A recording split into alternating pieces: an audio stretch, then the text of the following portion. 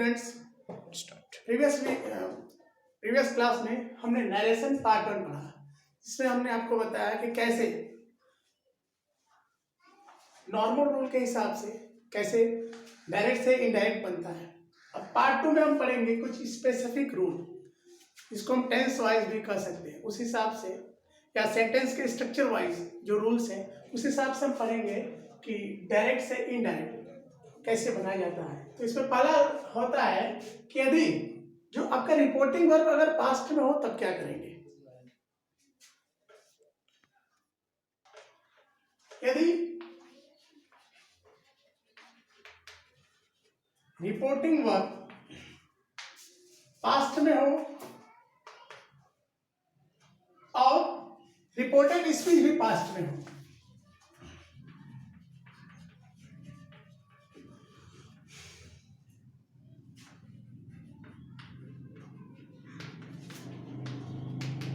Past में हो, तो जो रिपोर्टेड स्पीच का वर्ब होता है वो कैसे चेंज होता है, उसका जो हेल्पिंग वर्ब है वो कैसे चेंज होता है। जैसे मान लीजिए अगर प्रेजेंट इंडेफिनिट है,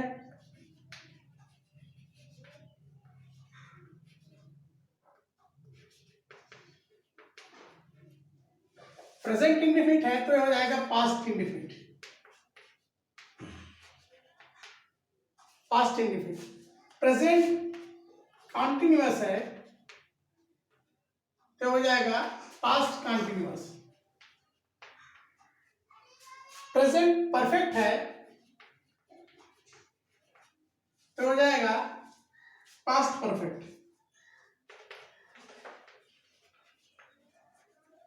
प्रेजेंट परफेक्ट है तो पास्ट परफेक्ट। और अगर present perfect continuous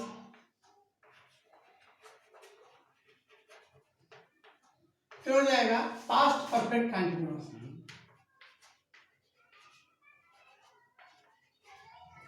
past perfect continuous क्या होता है। उसके बाद मान लीजिए अगर यह पास्ट इंडेफिनिट है,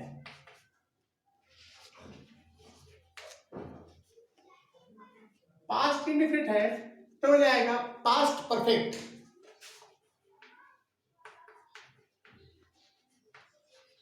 और अगर पास्ट परफेक्ट है तो पास्ट कंटिन्यूअस, पास्ट कंटिन्यूअस है तो हो जाएगा पास्ट परफेक्ट कंटिन्यूअस।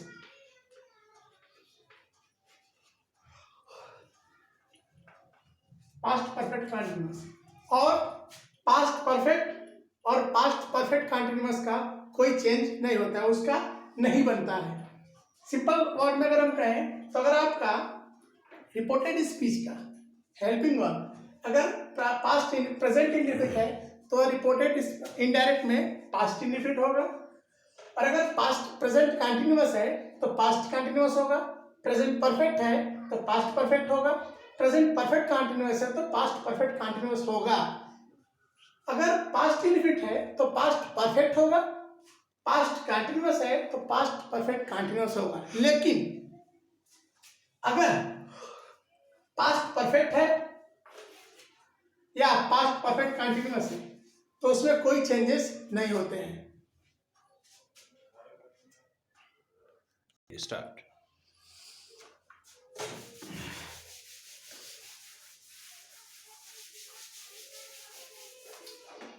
इसके बाद हम देखते हैं कि कुछ मॉडल्स होते हैं, जैसे कैन, विल,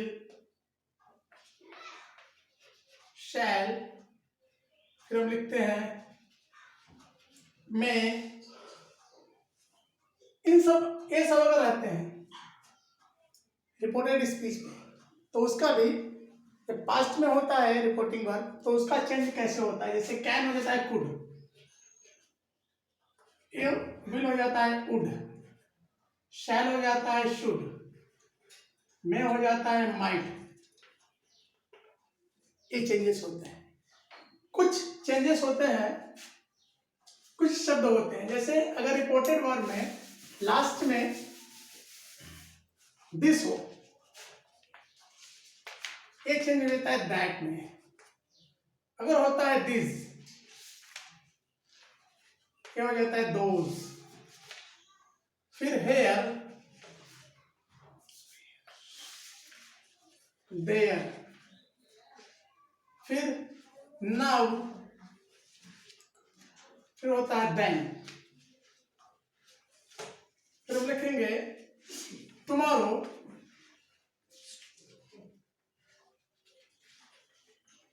फिर इसका हम लिख सकते हैं द नेक्स्ट डे। इसी तरह अगर यहां है यस्टरडे तो हम लिखेंगे the previous day.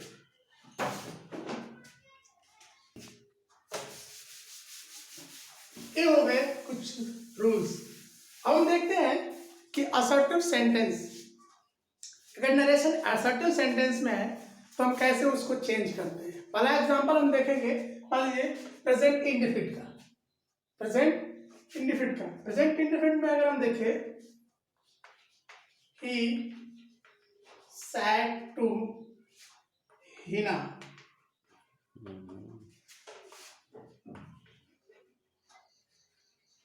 I love you. He said to Hina, I love you. ये आपका क्या है? यह है direct speech.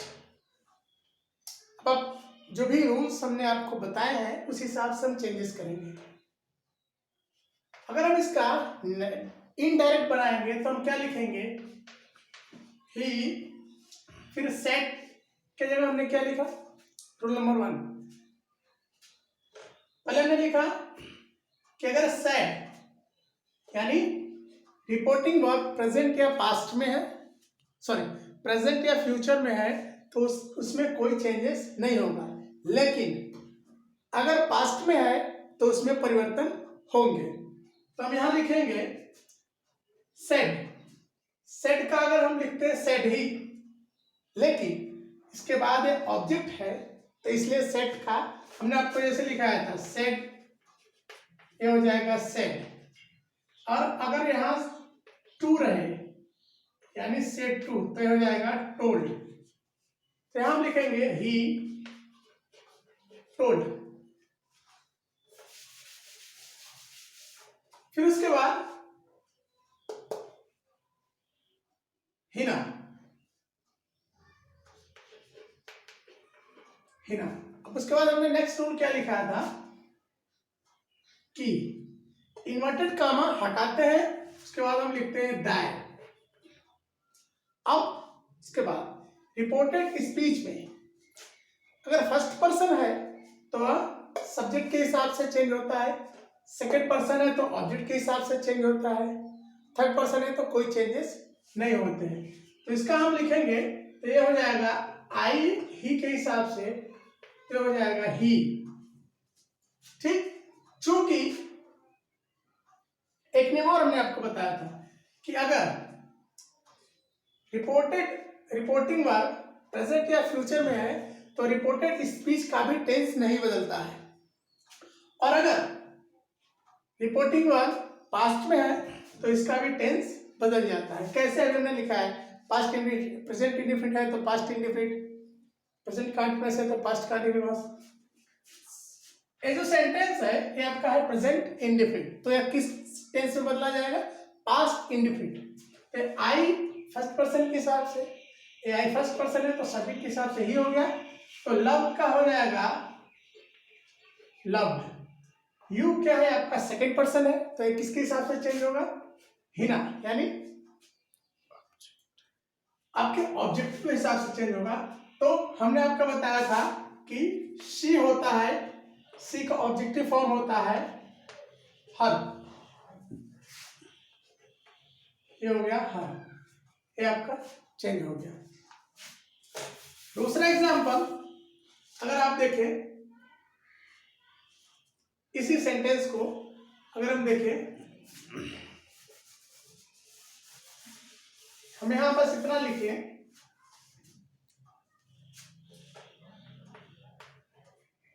I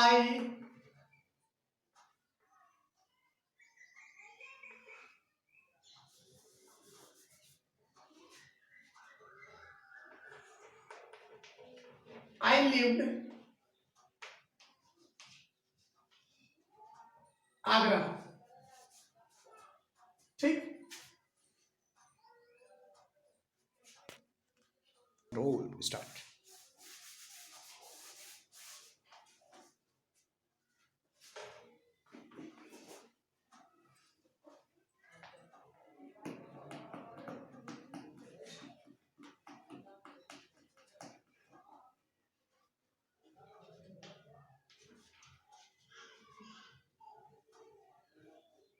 I was cooking food।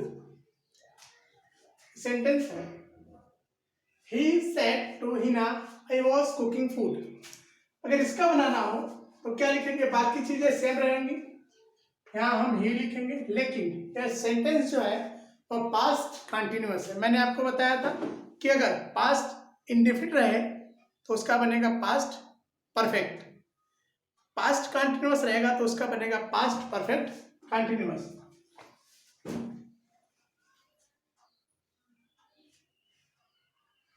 तो ही, इसके बाद हम क्या लिखेंगे, पास्ट कंटिन्यूअस में हेल्प में क्या लगाते हैं, had been. He had been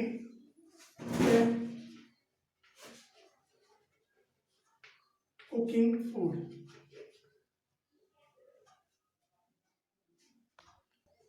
okay, फिर आपके सेंटेंस ऐसे ही चेंजेस होंगे तो इसी हिसाब से अब रूल्स के हिसाब से हर सब्जेक्ट के जिस भी टेंस का आपका डायरेक्ट फॉर्म होगा उसका इनडायरेक्ट आप बदल सकते हैं। ये रहा असर्टिव के लिए। चलिए, लेकिन इसमें असर्टिव में एक चीज और, हम जैसे कुछ चीजें होती है, जैसे कोई हैबिट्स है, जो कोई जियोग्राफिकल मूवमेंट है, हिस्टोरिकल स्टेटमेंट है, इसको हम चेंज नहीं कर सकते, उसका आप डायरेक्ट से इनडायरेक्ट नहीं बना सकते हैं। जैसे अगर आपसे कहा जाए जैसे sun sets in the waste,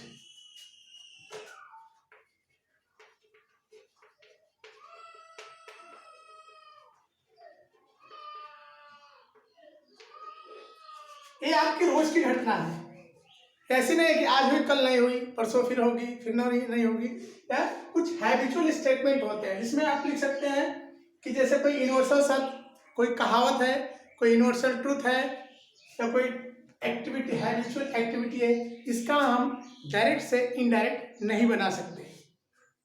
इसके बाद जो नेक्स्ट है वो है इंट्रोगेटिव सेंटेंस।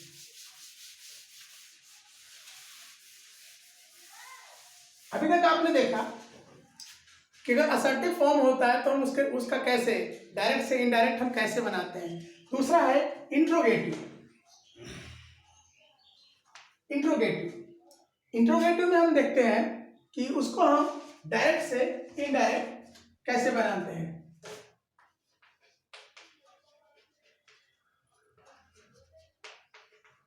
इंट्रोगेटिव सेंटेंस, इसका पहला रूल है कि हम दैट की जगह, रूल नंबर 1, दैट की जगह, इसमें भी दो तरीके के सेंटेंस होते हैं। पहले हेल्पिंग ऑफ से स्टार्ट, हेल्पिंग ऑफ वाले और WH वाले। जो हेल्पिंग ऑफ वाले सेंटेंस होते हैं उसमें हम क्या करते हैं, इसमें पहला रूल होता है दैट की जगह इफ या वेदर का यूज किया जाता है।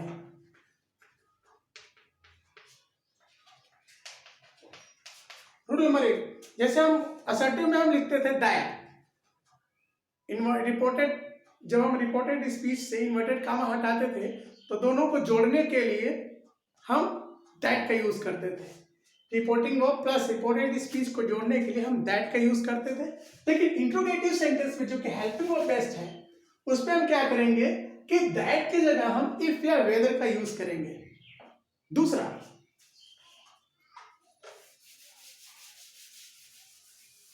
रूल नंबर 2, जो इंट्रोगेटिव सेंटेंस होगा उसको हम बाद में असर्टिव सेंटेंस में कन्वर्ट कर देंगे।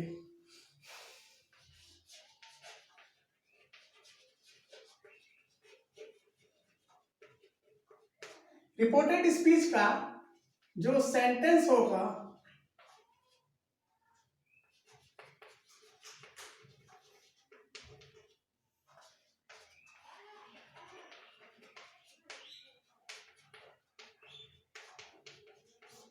या असर्टिव में कन्वर्ट हो जाएगा।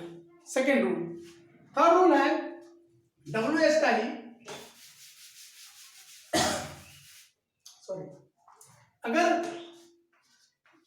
से हो तो आस्क, सेज हो तो आस्क्स, और अगर सेड हो तो हम आस्क्ड लिखते हैं। एक तीन रूल है जिसके आधार पे हम हेल्पिंग वर्ब से स्टार्ट होने वाले सेंटेंसेस का इनडायरेक्ट बनाते हैं। एक एग्जांपल देख लीजिए, जैसे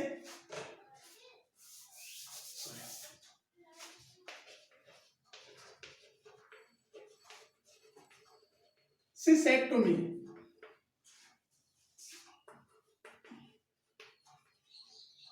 are you going to college?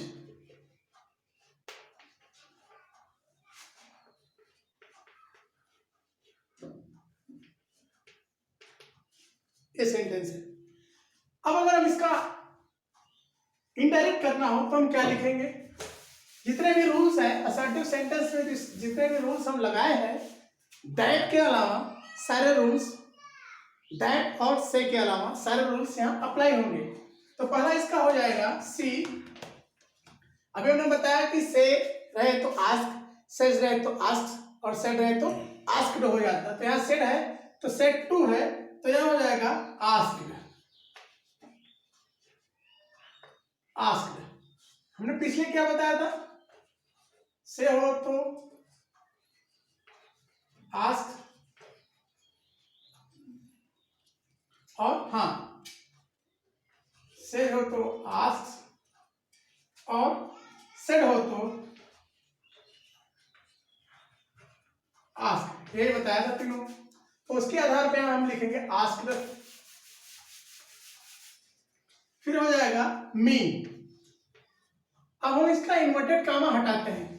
ध्यान दीजिएगा, असर्टिव सेंटेंस में हम क्या करते थे? इन्वर्टेड कामा हटाने के बाद दैट लिखते थे, लेकिन हम यहाँ क्या लिखेंगे? इफ। इफ या वेदर में से हम इफ का यूज करेंगे। इफ लिख दिए। अब हम क्या करेंगे कि इस सेंटेंस को हम क्या करेंगे? इंट्रोगेटिव है लेकिन इसको हम असर्टिव में चेंज करेंगे। तो ये क्या हो जाएगा? पहले आप देखिए क्या लिखेंगे। अगर इसका असर्टिव लिखेंगे तो यह हो जाएगा you are going to college. ये आपका असर्टिव बना, you are going to college. लेकिन आपको क्या करना है? फिर वही असर्टिव सेंटेंस करो कि अगर सब्जेक्ट सेकंड पर्सन है तो यह ऑब्जेक्ट के हिसाब से चेंज होगा, और इसका टेंस जो होगा उस हिसाब से भी चेंजेस होंगे। तो यह सेकंड पर्सन है तो सेकंड पर्सन हमेशा ऑब्जेक्ट के हिसाब से चेंज होगा। तो यह ऑब्जेक्ट क्या है? मी। और मी किसका ऑब्जेक्ट है? आई। फिर इसका होगा वॉज, क्योंकि आई के साथ हमेशा, अब इस आई यू के साथ आर का हेल्पिंग और यूज हुआ, लेकिन यू आई के साथ वॉज का यूज हुआ क्योंकि यह सेंटेंस क्या है? Present continuous. तो इसका क्या बन जाएगा? Past continuous. I was going to college. ये हो गया आपका इंट्रोगेटिव सेंटेंस। हेल्पिंग वर्ब से स्टार्ट हुआ सेंटेंस, और इसका ये हो गया डायरेक्ट फॉर्म और ये हो गया इनडायरेक्ट फॉर्म। इसी बेस पे आपके सारे जितने भी WH questions, sorry helping verb वाले क्वेश्चंस रहेंगे, इसी 3 रूल के बेस पे आप डायरेक्ट से इनडायरेक्ट चेंज कर सकते हैं। फिर इसमें एक नेक्स्ट रूल आता है WH वाला। जैसे जब कोई सेंटेंस WH से हो तो आप क्या करेंगे, इसका भी एक रूल है कि अगर सेंटेंस WH से हो तो आप क्या करेंगे, कुछ नहीं करेंगे। आप इफ या वेदर जो यूज करते थे उसको नहीं यूज करेंगे। क्वेश्चन वर्ड जो होता है, जैसा कि आप लोग जानते हैं कि जो WH क्वेश्चन होते हैं उसमें हमेशा what, where, which, why etcetera, ये सब हेल्पिंग जो क्वेश्चन वर्ड होते हैं ये सब यूज होते हैं। तो हम क्या करेंगे कि उसी WH वर्ड को ही इफ या वेदर के जगह यूज करके असर्टिव सेंटेंस बना देंगे। एक एग्जांपल देखिए आप, जैसे है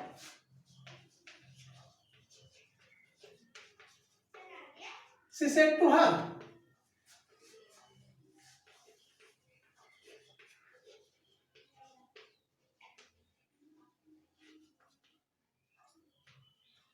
she said to her what do you want। ये आपका क्वेश्चन जो है WH बेस्ड है, WH क्वेश्चन बेस्ड है, हेल्पिंग बेस्ड नहीं है। क्यों? क्योंकि यहाँ पे जो सेंटेंस का स्टार्ट हो रहा है वह हेल्पिंग वर्ब से नहीं हो रहा है, क्वेश्चन वर्ड से हो रहा है। तो इसका अगर हम बनाएंगे तो क्या हो जाएगा, same condition, he asked her. अब उसके बाद क्या लिखेंगे आप, कुछ नहीं लिखेंगे। इफ या वेदर नहीं यूज करेंगे, क्यों? क्योंकि वह हेल्पिंग वर्ब वाले स्ट्रक्चर में होता था। आप लिखेंगे व्हाट।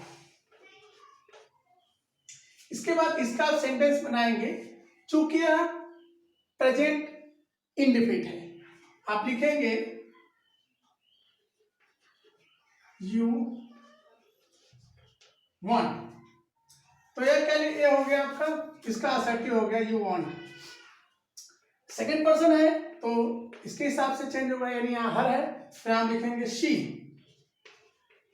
क्यों? क्योंकि हर जो होता है ऑब्जेक्टिव फॉर्म है, इसका नॉमिनेटिव फॉर्म शी हो जाएगा। व्हाट शी वांटेड, यह प्रेजेंट इंडेफिनिट है तो यह इसका है पास्ट इंडेफिनिट हो जाएगा।